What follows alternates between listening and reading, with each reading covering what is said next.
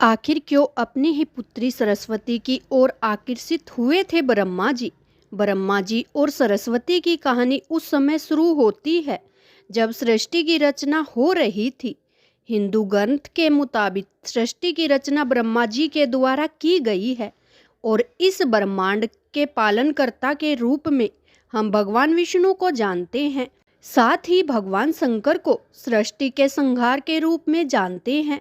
मगर कमाल की बात यह है कि आपने पृथ्वी पर विष्णु और महेश के बहुत सारे मंदिर देखे होंगे, मगर आपने कभी भगवान ब्रह्मा का मंदिर नहीं देखा होगा। पूरी पृथ्वी में भगवान ब्रह्मा की मूर्ति केवल भारत के पुष्कर में ही है।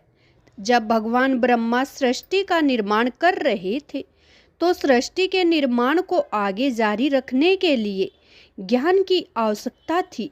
इस वजह से अपने मन से उन्होंने माता सरस्वती का निर्माण किया। सरस्वती की कोई माँ नहीं थी, उनका जन्म भगवान ब्रह्मा के मन से हुआ है। सरस्वती को ज्ञान की देवी के रूप में जाना जाता है।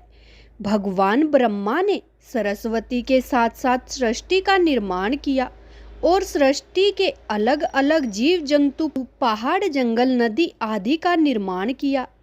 इस निर्माण के दौरान भगवान ब्रह्मा देवी सरस्वती के रूप से आकर्षित हो गई। माता सरस्वती ज्ञान की देवी होने के साथ साथ रूप में भी बहुत आकर्षक थी, मगर सरस्वती का जन्म ब्रह्मा से हुआ है। इस वजह से जब भगवान ब्रह्मा सरस्वती की तरफ मोहित हो गए तब देवलोक में उनकी बहुत निंदा हुई। हालांकि इन सब के बावजूद ब्रह्मा ने सरस्वती से विवाह किया और लगभग 100 साल तक पृथ्वी पर जंगल में निवास किया। पृथ्वी पर सरस्वती के साथ ब्रह्मा जब निवास कर रहे थे तब उन दोनों के जरिए मनु नाम के पुत्र का जन्म हुआ। आगे चलकर मनु की संतान ही मनुष्य जाति के पनपने का कारण बनी। भगवान ब्रह्मा के इस व्यवहार के कारण देवलोक में यह निश्चय किया गया कि भगवान ब्रह्मा की पूजा नहीं की जाएगी। सरस्वती माता ने ब्रह्मा जी को श्राप क्यों दिया? सरस्वती पुराण में बताया गया है कि भगवान ब्रह्मा ने सरस्वती को अपने मन से उत्पन्न किया था और माता सरस्वती की खूबसूरती पर मोहित हो गए थे। जब माता सरस्वती इस बात को समझ गई तब भगवान ब्रह्मा की नज़र से बचने के लिए वो रूप बदलकर धरती पर आ गई, मगर ब्रह्मा जी ने हार नहीं मानी और माता सरस्वती को खोज निकाला। भगवान ब्रह्मा माता सरस्वती के साथ शारीरिक संबंध बनाना चाहते थे और सरस्वती उसके लिए तैयार नहीं थी। सरस्वती ने ब्रह्मा को श्राप दिया था कि धरती का निर्माण करने के बावजूद धरती पर आपकी कभी पूजा नहीं होगी। ब्रह्मा और सरस्वती माता का क्या संबंध है? ब्रह्मा जी और माता सरस्वती दोनों ही हिंदू धर्म में बहुत ही महत्वपूर्ण देवी देवता के पात्र हैं। इनसे जुड़ी किसी भी जानकारी पर भरोसा करने से पहले आपको वेद पुराण पढ़ना चाहिए। सबसे पहले आपको बता दें कि हिंदू धर्म की सारी जानकारी वेद में दी गई है। हिंदू धर्म वेद से शुरू होता है। इसके साथ ही वेद में इस तरह की किसी भी देवी देवता का वर्णन नहीं किया गया है। हम जितने भी देवी देवताओं के बारे में जानते हैं उन्हें केवल पुराणों में लिखा गया है। अब आपको यह भी समझना होगा कि ब्रह्मा और सरस्वती के संबंधों को लेकर जो जानकारी दी जाती है उसमें कहा जाता है कि यह जानकारी सरस्वती पुराण से ली गई है, मगर सरस्वती पुराण के नाम का कोई भी पुराण हिंदू धर्म में मौजूद नहीं है। हिंदू धर्म में 4 वेद और 18 पुराण की बात की गई है। इन 18 पुराणों में सरस्वती पुराण नाम का कोई पुराण मौजूद नहीं है। कुछ बड़े पुराणों को उप पुराण में विभाजित भी किया गया है, मगर आप उप पुराण में भी सरस्वती पुराण के नाम के किसी भी पुराण का जिक्र नहीं है। कुछ जगहों पर मत्स्य पुराण की बात की जाती है, मगर इस पुराण में भी आपको सरस्वती और ब्रह्मा के विवाह जैसी कोई जानकारी नहीं मिलेगी। ऐसे में सवाल उठता है कि ब्रह्मा और सरस्वती के बीच कौन सा संबंध है।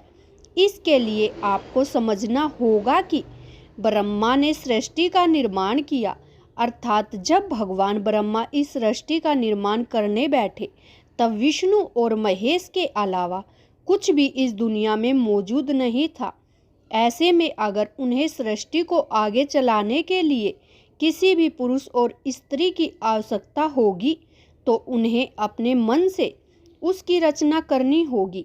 इसी वजह से भगवान ब्रह्मा ने माता सरस्वती, नारद मुनि, जामवंत, सनक, सनातन, सनत कुमार, भृगु एवं अत्रि का जन्म अपने मन से किया और पृथ्वी को आगे संचालित करने के लिए धरती पर भेजा। इस पृथ्वी पर ज्ञान के संतुलन को बनाए रखने के लिए उन्होंने माता सरस्वती को अपने साथ रखा और साथ रहने वाली स्त्री को पत्नी का दर्जा दे दिया गया है। सरस्वती माता ब्रह्मा की पत्नी है या बेटी? अगर ब्रह्मांड में मौजूद हर चीज की रचना भगवान ब्राह्मण ने की है तो बेटी हो या पत्नी, दोनों की ही रचना भगवान ब्रह्मा के ही द्वारा संभव थी। भगवान ब्रह्मा को अगर किसी के साथ विवाह करना था तो उसके लिए भी उन्हें किसी का निर्माण अपने मन से करना पड़ता और उनके मन में उत्पन्न होने के कारण उनका रिश्ता बेटी की तरह भी लगाया जाता है।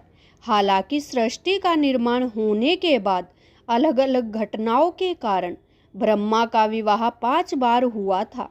इस वजह से उनकी 5 पत्नियां थी, जिसमें सरस्वती, सावित्री, गायत्री, श्रद्धा, मेधा थी। ब्रह्मा जी की पूजा क्यों नहीं होती? इस पृथ्वी पर आपने अक्सर भगवान विष्णु या भगवान शंकर के मंदिरों को देखा होगा। आपने कभी भी भगवान ब्रह्मा के मंदिर को नहीं देखा होगा। आपको बता दें कि राजस्थान के पुष्कर में भगवान ब्रह्मा का एक मंदिर है। वह मंदिर 3 झीलों से घिरा हुआ है। प्राचीन कथा के मुताबिक सृष्टि का निर्माण करने के बाद बिरजनास नाम के एक राक्षस ने धरती पर खूब उत्पात मचाया था। जब इस राक्षस ने भगवान ब्रह्मा के साथ दुर्व्यवहार शुरू कर दिया तब ब्रह्मा जी ने बिरजनास का वध कर दिया और इस दौरान उसके कमल के 3 टुकड़े धरती पर आकर गिरे, जिससे बड़े बड़े झील बन गए।